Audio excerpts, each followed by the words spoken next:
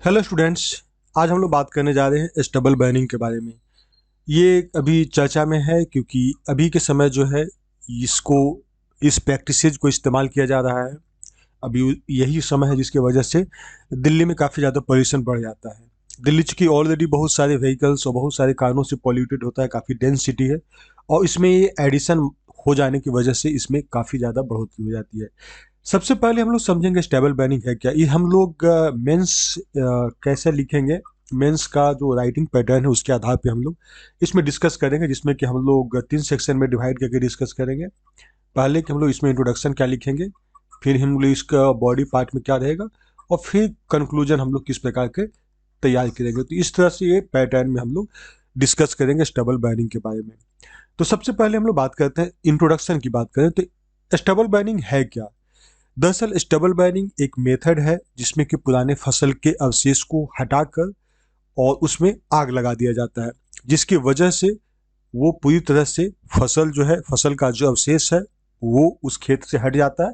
जिसके बाद में नए फसल को रोपने के लिए, नए फसल को बोने के लिए वहाँ पर फिर ट्रैक्टर चला के उस ग्राउंड को तैयार कर दिया जाता है। तो ये प्रक्रिया जो है स्टबल बाइंडिंग प्रक्रिया है। स्टबल बाइंडिंग में है कि स्टबल का मतलब हो जाता है पराली। पराली कहते हैं, पुआल कह सकते हैं, या फिर जब हम लोग धान का फसल रोपते हैं तो धान का फसल के ऊपर जो हमारा जो जिसमें धान होता है उसको कहते हैं बाली। बाली के बाद में जो नीचे में जो जड़ जो बना रहता है ये हो जाता है, जिसको हम लोग कहते हैं ठूंठ कहते हैं। अब ये हमारे लिए यूजफुल नहीं होता है।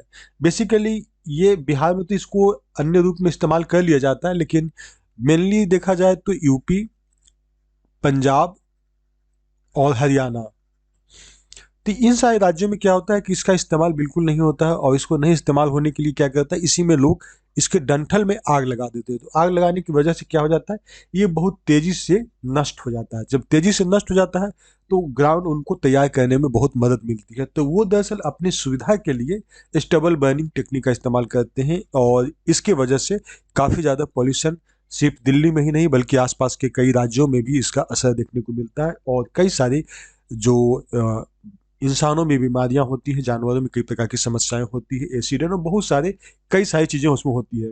तो आप इसको इंट्रोडक्शन में लिखेंगे कि ये प्रक्रिया है क्या। उसके बाद में लिखेंगे कि किस एरिया में कॉमनली है, मतलब ज़्यादातर जनरली जो है किस एरिया में इस तरह का प्रैक्टिसेस का इस्तेमाल किया जाता है। और इसमें हम लोग देखेंगे कि जो समर क्रॉप होता है उसको हम लोग हटाकर और फिर उसमें विंटर क्रॉप रोपते हैं।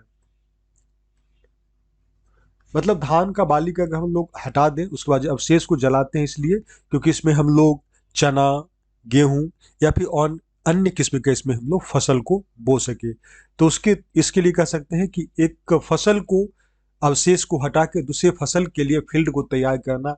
अब ये प्रक्रिया में आग लगाने का सिस्टम है, मतलब जिसमें डंठल को जलाने का, यही हमारा स्टबल बाइंडिंग है। तो ये आप इंट्रोडक्शन में इतने सारी चीज़ों को आप लिख सकते हैं। अब बात आती है इसके बॉडी पार्ट की। तो बॉडी पार्ट अगर हम जैसे ही हम लोग आंसर लिखेंगे तो उसका बॉडी पार्ट लिखेंगे तो सबसे पहले हम लोग इससे रिलेटेड इश्यूज को हम लोग डिस्कस करेंगे कि इसमें क्या क्या प्रकार की समस्याएं देखने को मिलता है। तो सबसे पहला जो आता है कि एक तो है कि एयर पॉल्यूशन।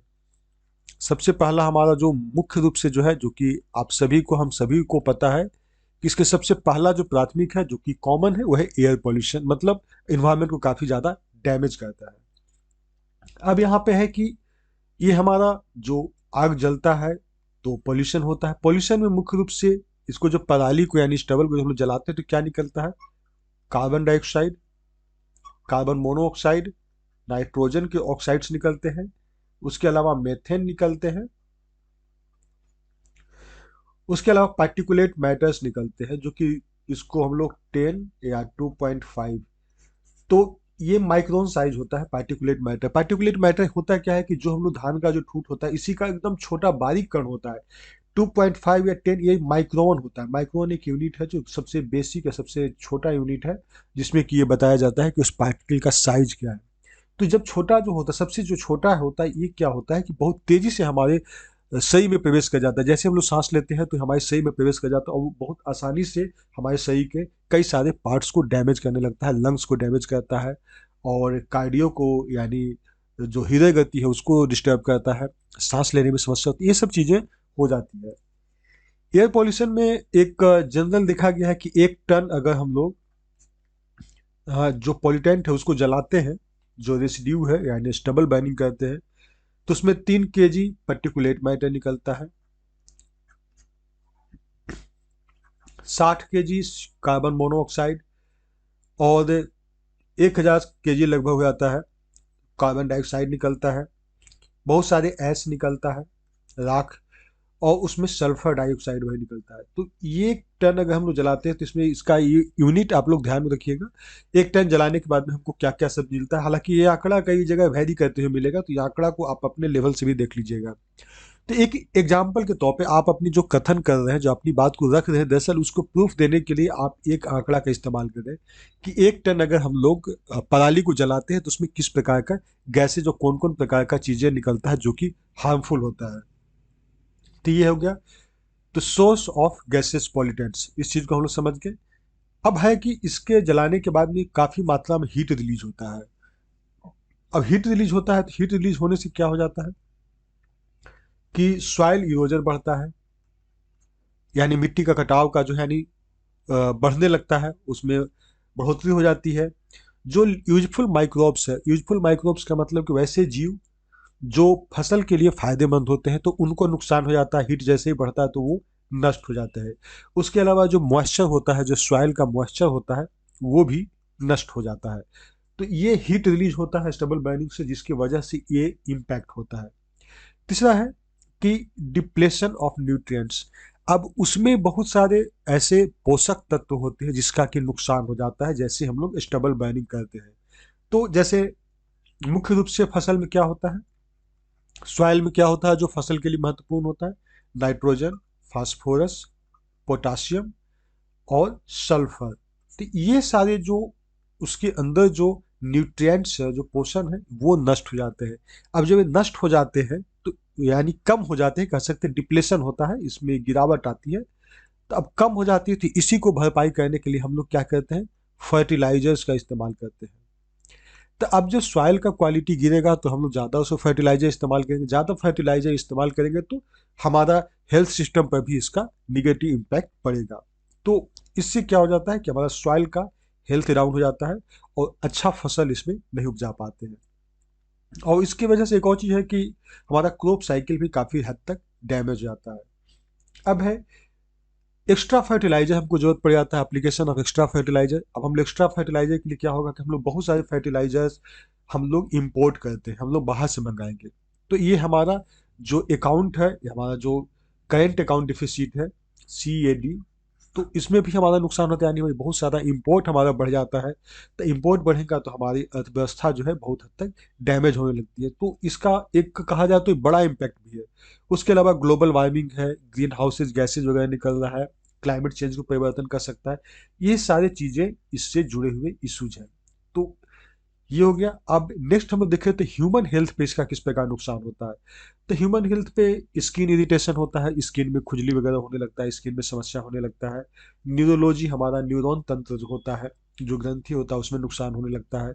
हमारा हार्ट बीट यानी कार्डियो भी प्रॉब्लम होने लगता है। रेस्पिरेटरी प्रॉब्लम होता है, सांस लेने में दिक्कत होती है। तो ये सारी चीज़ें हैं जो कि ह्यूमन इम्पैक्ट भी करती है, मतलब मानवों पर भी इसका असर पड़ता है।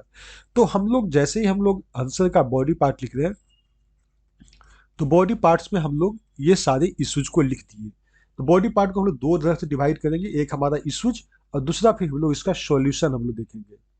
सॉल्यूशन में अगर हम लोग देखें तो गवर्नमेंट के द्वारा इस काफ़ी प्रमोट किया जा रहा है, सेंट्रल गवर्नमेंट के द्वारा, कि एग्रीकल्चर में कैसे मैकेनाइजेशन किया जाए, एग्रीकल्चर में कैसे मशीनीकरण किया जाए, ताकि जो है ज़्यादा प्रोडक्टिविटी भी बढ़े और साथ साथ पोल्यूशन भी बहुत हद तक कंट्रोल करे। तो इसके लिए जो है सरकार के द्वारा इनिशिएटिव लिया गया है, और Indian agriculture, IARI, Indian agriculture research institute है, उन्होंने भी इस पर रिसर्च किया है। तो जिसमें कि बताया गया है कि वहाँ पे मैकेनाइजेशन किया जाए और वहाँ पे कई ऐसे नई केमिकल्स या टेक्निक का इस्तेमाल किया जाए जो कि वहाँ पे क्रॉप रेसिड्यू का, जो फसल का जो अवशेष है, उसको डिकम्पोज किया जाए। Indian agriculture research institute Pusa के द्वारा दिया एक बायो एंजाइम तैयार किया गया है। बायो एंजाइम जो कि ये पराली के चीज़ों को नष्ट कर देता है। इसको क्या किया जाता है, इसको स्प्रे किया जाता है। स्प्रे करने के बाद में इसको 20 से 25 दिन इसको वेट किया जाता है। 20 से 25 दिन के बाद में वो सारे जो पराली है वो नष्ट हो जाते हैं। तो Indian agriculture research institute Pusa के द्वारा ये बायो एंजाइम फर्टिलाइजर भी डिकम्पोजर भी इसको खोजा गया है। दूसरा इसका तरीका है टेक्निकल सॉल्यूशन जो है कि पेलेस्टेशन, मतलब छोटा छोटा पैलेट, यहाँ पे आप देख सकते हैं किस तरह से पैलेट बना हुआ है ना।